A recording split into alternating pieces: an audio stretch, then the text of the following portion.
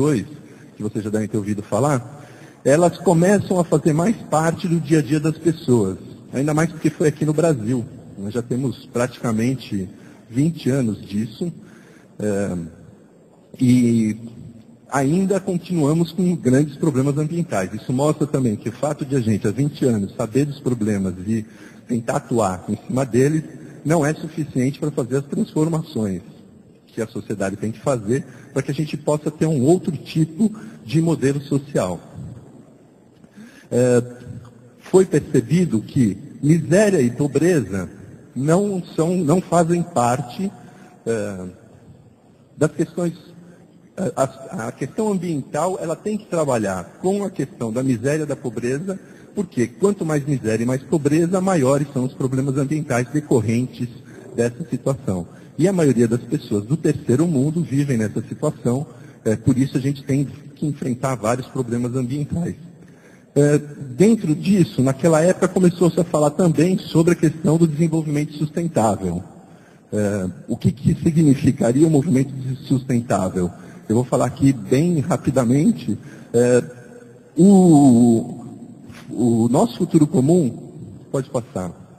O nosso futuro comum é um documento que surgiu junto com a Rio 92 e que também traz a questão da Agenda 21.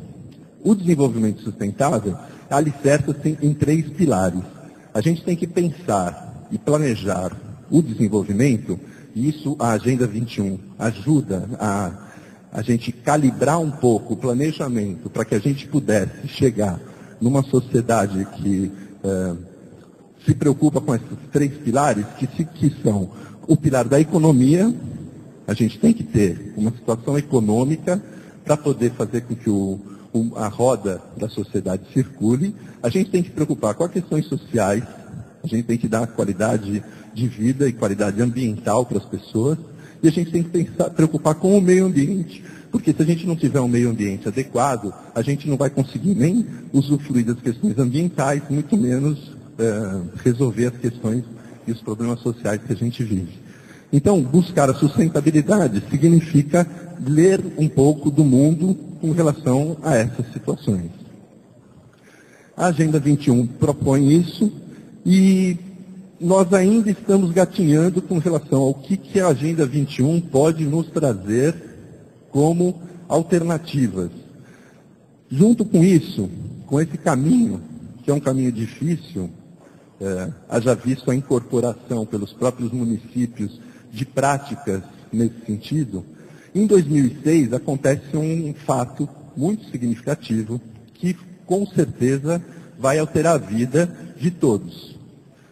Em 2006 fica comprovado cientificamente que a interferência humana, as atividades econômicas humanas, estão causando alterações climáticas de maneira global.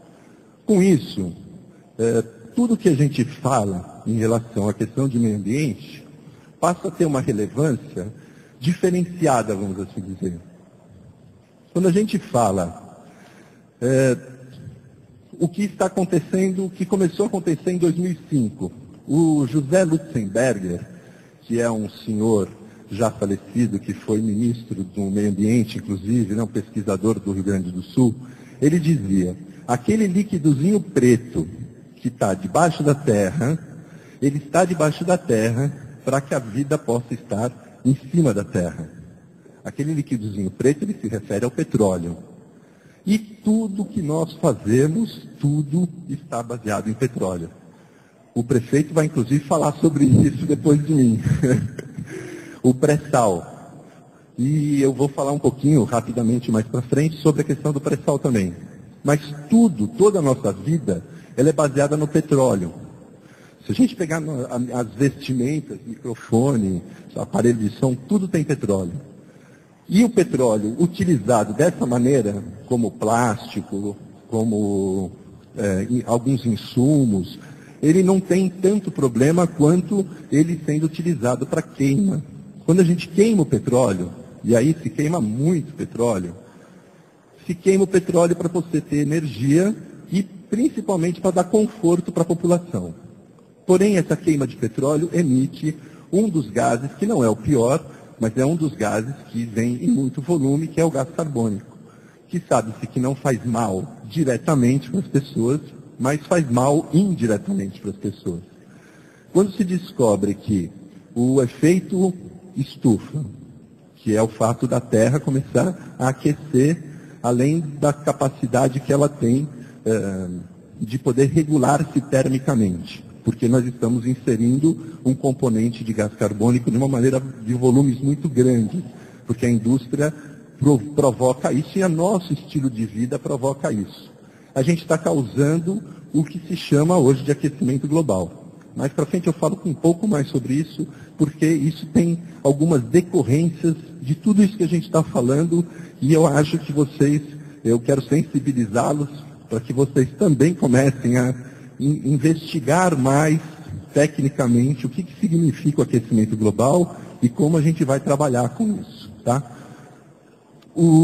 As conclusões que a gente pode chegar disso é que o nosso modelo de desenvolvimento não é sustentável, porque o fator ambiental não é levado em consideração, não é levado em conta.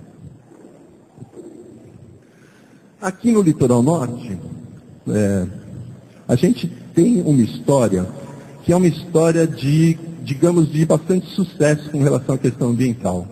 O litoral norte, ele, desde 96, é um dos locais onde existe o maior número de entidades ambientalistas atuantes. E são entidades ambientalistas muito atuantes mesmo, né? Nós conseguimos até questionar a questão do porto, e por muita pressão a gente conseguiu fazer com que o projeto do porto fosse repensado à luz da sustentabilidade, né? Foi essa a argumentação do governo. Bom, nós, através das atuações que a gente tem no Estado, enquanto movimento ambiental, a gente trabalha em formas de coletivos e colegiados.